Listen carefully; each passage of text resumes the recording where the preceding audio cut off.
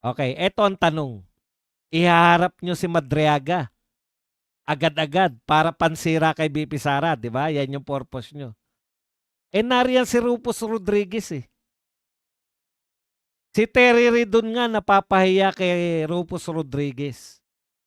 Oh, baka umatin na rin pag meron ng hearing pag nariyan si Madriaga. Baka umatin na rin si Bong Suntay. Nariyan sila eh. Para questionin si Madriaga. Kung si Ridon nga, abogado na yun ha. Abogado na yan si Ridon. Napapahiya pa kay Rufus Rodriguez pagdating sa mga batas-batas. Ang sabi, yung abogado ni BP Sara, bawal mag-cross-examine. Ang pwede lang magtanong ng clarificatory question yung mga miyembro ng House Committee on Justice, di ba? Okay, sila lang yung pwedeng magtanong. Ang tanong, so pwedeng magtanong si Rufus Rodriguez. O dyan pa lang eh. Yari na kayo kay Rufus Rodriguez. Sa tingin nyo, hindi mapapalabas ni Rufus? Anong ayaw ni Rufus? Gawing testigo si Madriaga. Bakit? Sabi ni Rufus, polluted. Polluted source. Hindi siya believe na gawin. Baka dyan pa lang sa inyo. Mahirapan na kayong maitawid si Madriaga. Nanunood ng mga tao.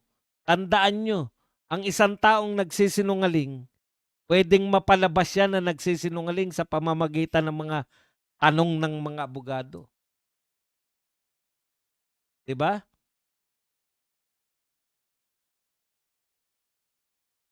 Sa madaling salita, mga kapatid, dun pa lang sa sarili ninyo, baka kayo mismo yung pataplaugan. Mabilaukan kayo dyan sa ginagawa ninyo. Gusto nyo siraan si BP Sara sa pamamagitan ni Madriaga? Baka hindi masagot ni Madriaga yung mga katanungan ng mga miyembro mismo ng committee nyo. Baka kayo ang mabalikan. Baka kayo mapahiya. Hindi ka baliktaran. Ganun pa man. Ipagpalagay na natin na nailusot niyan. Biglang sabihin ng Supreme Court, illegal yung ginagawa ninyong hearing. Yari na naman kayo. Next year na uli. Next year, election na. Hindi nyo na, wala na kayong makukuha na paperma dyan. Yari na naman kayo. Kasi binigyan nyo ng chance si BP Sara na lumapit sa Supreme Court. Ano yung sinasabi nyo na, hindi ba gusto ni BP Sara to? Utot nyo. Pero yun yung kakatwiran nila.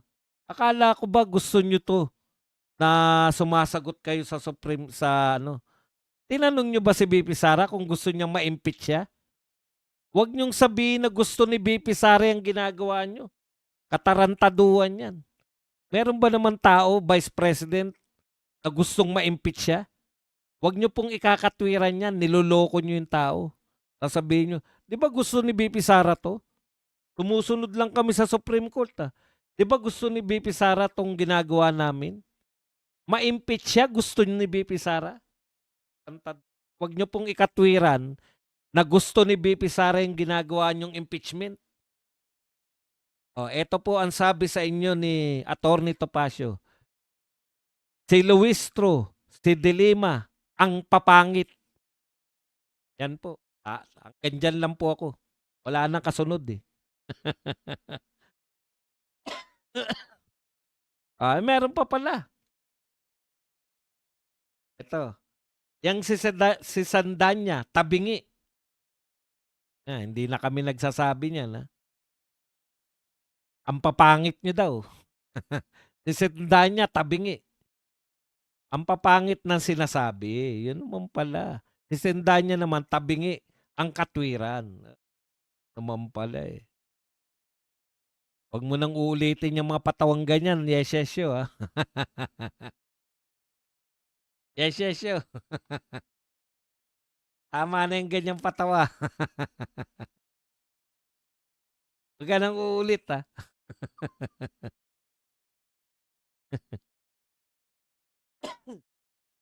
Okey. Kung sakaling naman po na nakalusot sila sa Supreme Court, kung sakali meron sabi ni Zamora, meron na kaming numero. Yun na nga sa inyo, may numero na pala kayo, bakit hindi niyo pa dalhin sa Senado? Kaya lang nga may numero sila. Ang problema meron ba silang ebidensya? Kung walang ebidensya,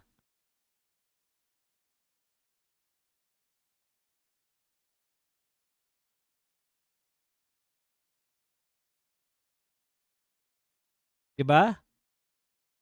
Hindi niyo rin wala ring silbi 'yan at saka may ebidensya man kayo o wala, ang tanong meron ba kayong 16 na senador? May bilang ba kayo 16 na senador? Malamang wala. Kasi maka-8 lang kami okey na, tignan niyo, sino yung 8 namin? Robin, si Bongo, si Bato,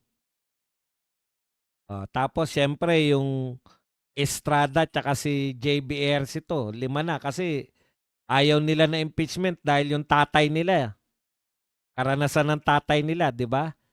Yung magkapatid na Cayetano, 7 na. Yung magkapatid na Villar, 9 na. Oh, sino pa ba? Si Loren Legarda mukhang, makukuha pa rin. O kahit na hindi ay si Zubiri pala, 10. Si Zubiri, kahit na majority 'yan, ayaw niya ng impeachment kay VP Sara. Kasi taga Mindanao siya, eh. At least may 10 na kami, hindi pa rin kayo makakalusot kasi ang kinakailangan ninyo 16. Kung may 10 na kami, 'di 22 ay 12 na lang ang natitira sa inyo.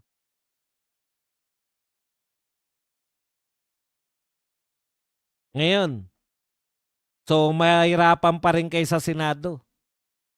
Kung sakali talaga, 'no, talagang, sinuwerte kayo, may napabaliktad kayo, 'no?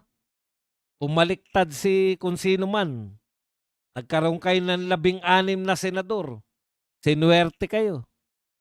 At hindi na puwedeng tumakbo si VP Sara, natanggal niyo sa puwesto at hindi na puwedeng tumakbo. Nakita niyo ba kung gaano kapopular si Baste? Sa tingin ba ninyo, 'pag napatalsik ninyo si VP Sara, sa tingin ba ninyo yung mga Duterte supporters hindi kami mananawagan na tumakbo si Baste Duterte? Alam niyo mga kapatid, marami siguro sa inyo hindi pa naririnig na mag-speech si Baste, hindi pa nakikita kung gaano kagaling si Baste. 'Pag nag-speech si Baste, real talk po, umikit kayo, para niyong naririnig si Duterte, si Tatay Digong. Kaboses, kaporma, baka talagang mapasikat niyo lang si Baste 'pag naging presidente, si VP Sara puwede nang tumakbo sa susunod.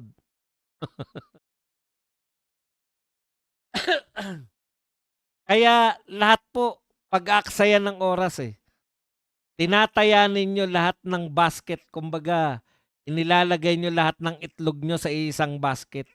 Ang nakakalimutan niyo, handang-handa na si VP Sara, mga kaalyado niya, mga supporters niya, handang-handa na kami lahat para sa 2028 election. Wala kaming pakialam diyan sa impeachment. Alam na namin ng alam na ng mga abogado ano sabi ni VP Sara. Di ko iniintindi ang impeachment. Kaya siya nag-hire ng magagaling na abogado. Pinaubaya niya na sa mga abogado niya yan.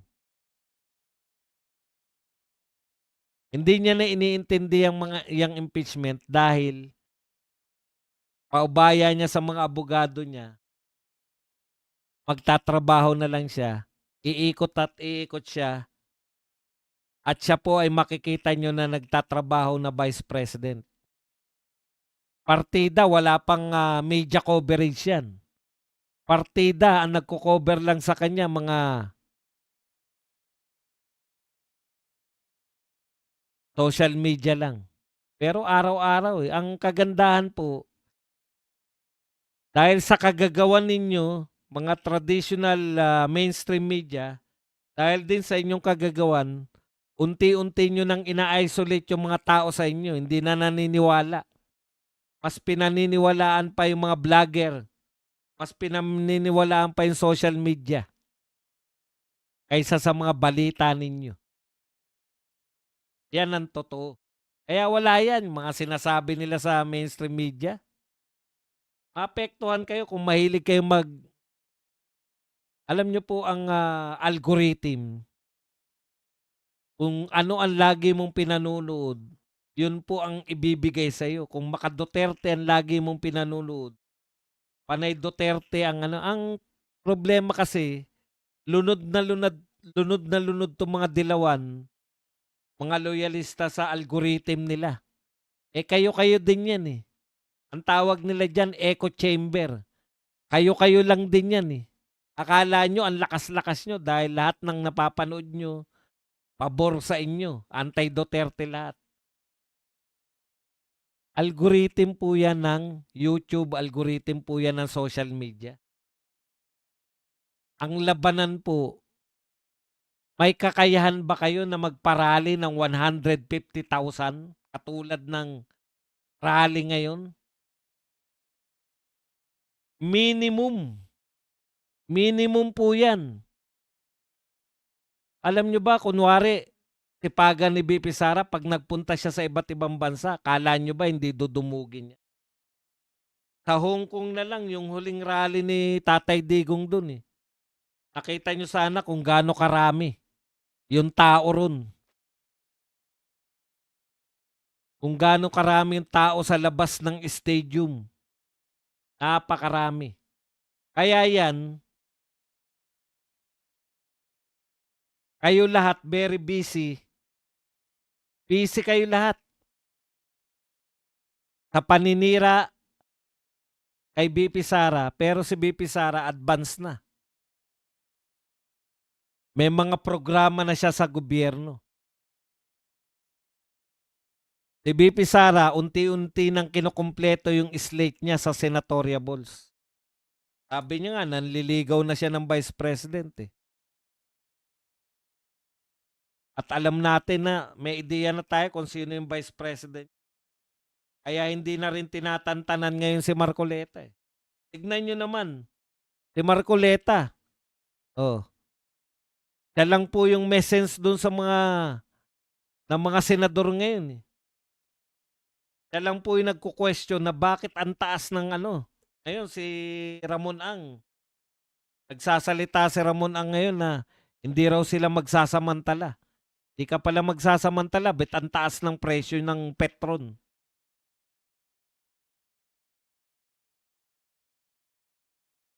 Minimum minimum na estimate po yan, yung 150. At least daw, eh, at least 150. Sabihin, pwedeng mas dumami pa. Parang mga malalaking rally na yung kay BP Sara, lahat ng pagtitipon, eh, di ba? Parang rally na sa presidential, eh. Samantalang sila, busy pa rin sa paninira kay BP Sara. Hindi pa rin sila nakakapag-promote ng presidential nila dahil wala pa rin silang presidential. Yang mga dilawan, kokonti na nga sila, hindi pa magkasundo kung sino kay Kiko, Pam, Tenny, at saka si Risa. E paano yung mga loyalista? Kakampi ba sa inyo yan? Paano yung mga Remulla? Paano yung mga Tulpo? Utan, dami yung pambato. Eh kahit nga magsama-sama kayo, eh, hindi pa rin kayo aabot sa boto ni BP Sara, eh.